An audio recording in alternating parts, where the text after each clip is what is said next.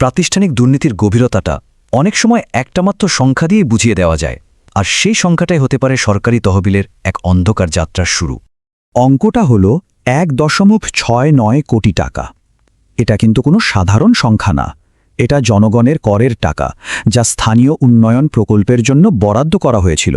ধরা যাক রাস্তা, সেতু বা স্কুলের মতো কাজের জন্য। কাগজে কলমে এই টাকাটা ঠিকঠাক খরচও হয়ে গেছে, কিন্তু আসল ঘটনাটা ছিল একেবারেই অন্যরকম। আর এখানেই রহস্যটা দানা বাঁধে। এত বিপুল পরিমাণ টাকা শুধু কাগজের মধ্যে সীমাবদ্ধ রইল, বাস্তবে যার কোনো চিহ্নই নেই। প্রশ্নটা হলো, এই টাকাটা তাহলে গেল কোথায়? কোন প্রক্রিয়া এটা আত্মসাৎ করা হলো? আসলে এই ঘটনাটা কোনো বিচ্ছিন্ন ব্যাপার না, বরং এটা একটা পদ্ধতিগত সমস্যারই লক্ষণ। সরকারি অর্থকে একটা পাইপলাইনের মতো ভাবা যায়, যা উৎস থেকে সাধারণ মানুষের কাছে পৌঁছানোর কথা। কিন্তু সেই পাইপলাইনে যদি ফুটো থাকে তাহলে কি হবে? এই বিষয়টাকে বলা হয় ফিস্ক্যাল লিকেজ। এটাকে নিছক কোনো চুরির ঘটনা হিসেবে দেখলে আসলে ভুল হবে। এটা একটা প্রাতিষ্ঠানিক সমস্যা, যেখানে সিস্টেমের ভেতরেই টাকা লোপাটের সুযোগ তৈরি করে রাখা আছে।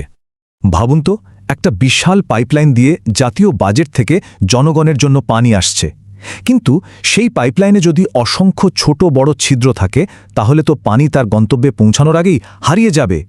সরকারি তহবিলের ক্ষেত্রেও ঠিক এটাই ঘটে, আর এই ছিদ্রগুলোই হল দুর্নীতির প্রাতিষ্ঠানিক পথ।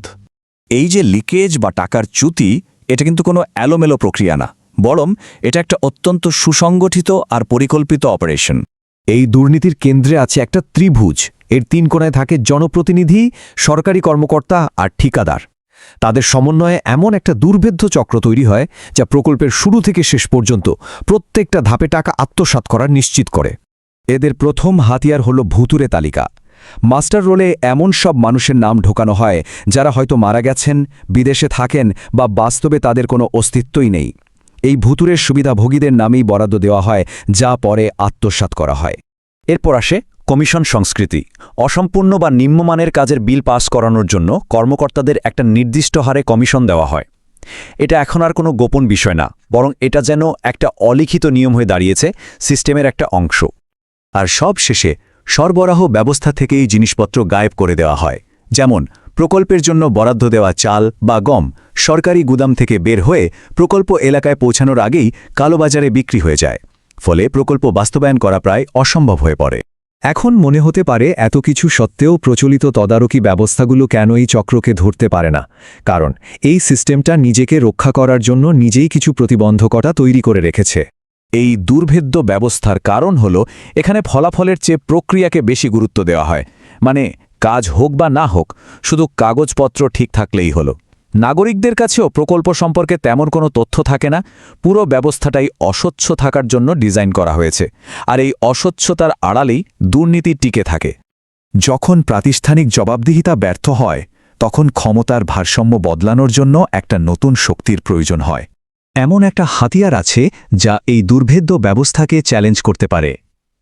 এটা কোনো জটিল প্রাতিষ্ঠানিক সংস্কার নয়, বরং এটা হলো তথ্যের শক্তি। যে কোনো দুর্নীতি টিকে থাকে গোপনীয়তা আর অস্বচ্ছতার উপর ভর করে। যদি সেই অন্ধকারের ভেতরেই আলো ফেলা যায়, তাহলে কিন্তু পুরো ব্যবস্থার দুর্বলতাটা প্রকাশ পেয়ে যায়। তথ্য অধিকার আইনকে ঠিক এমনই একটা টর্চ লাইটের সাথে তুলনা করা যায়। এটা নাগরিকদের হাতে এমন এক ক্ষমতা তুলে দেয়, যা দিয়ে তারা সরাসরি সিস্টেমের ভেতরের অন্ধকার অংশে আলো ফেলতে পারে। এই আইনটা শুধু একটা সুযোগ নয়, এটা একটা অধিকার। এটা নাগরিকের জন্য অধিকার প্রতিষ্ঠা করে এবং রাষ্ট্রের জন্য একটা আইনি বাধ্যবাধকতা তৈরি করে। এই আইনের মাধ্যমে একজন সাধারণ নাগরিক যে কোনো প্রকল্পের হৃৎপিণ্ড পর্যন্ত পৌঁছে যেতে পারে।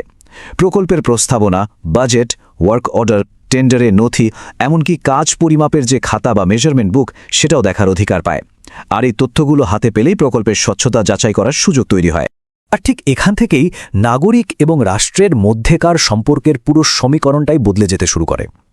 তথ্য অধিকার আইন ঠিক এই কাজটাই করেছে। এতদিন ধরে একটা ধারণা ছিল যে রাষ্ট্র হল পরিষেবা প্রদানকারী আর নাগরিক হল একজন নিষ্ক্রিয় সুবিধাভোগী। কিন্তু নতুন বাস্তবতা হল, রাষ্ট্রের সব ক্ষমতার উৎস জনগণ, এবং রাষ্ট্র সেই ক্ষমতার কেবল একজন তত্ত্বাবধায়ক বা কাস্টোডিয়ান। এই ধারণাটি সাংবিধানিকভাবেও স্বীকৃত। বলা হয়েছে, প্রজাতন্ত্রের সব ক্ষমতার মালিক জনগণ। সুতরাং সরকারের কাছে যে তথ্য আছে তা আসলে সরকারের নিজস্ব সম্পত্তি নয়, বরং তা জনগণেরই সম্পত্তি। আর এই মৌলিক ধারণাটি একজন সাধারণ নাগরিককে কেবল পরিষেবা গ্রহণকারী থেকে সরকারি তহবিলের চূড়ান্ত নিরীক্ষক বা অডিটরে রূপান্তরিত করে। যখন একজন নাগরিক প্রকল্পের বাজেট আর ব্যয়ের হিসাব দেখতে চায়, তখন সে আর নিষ্ক্রিয় সুবিধাভোগী থাকে না, বরং একজন সক্রিয় অডিটরের ভূমিকা পালন করে। শেষ পর্যন্ত ব্যবস্থার পরিবর্তনটা শুধু প্রাতিষ্ঠানিক সংস্কারের ওপর নির্ভর করে না, বরং এটা নির্ভর করে নাগরিক হিসাবে প্রত্যেকে নিজের ক্ষমতা সম্পর্কে কতটা সচেতন এবং সেই ক্ষমতা প্রয়োগ করতে কতটা ইচ্ছুক তার ওপর। কারণ প্রকৃত জবাবদিহিতা উপর থেকে চাপিয়ে দেওয়া হয় না, এটা নিচ থেকেই সক্রিয় করতে হয়।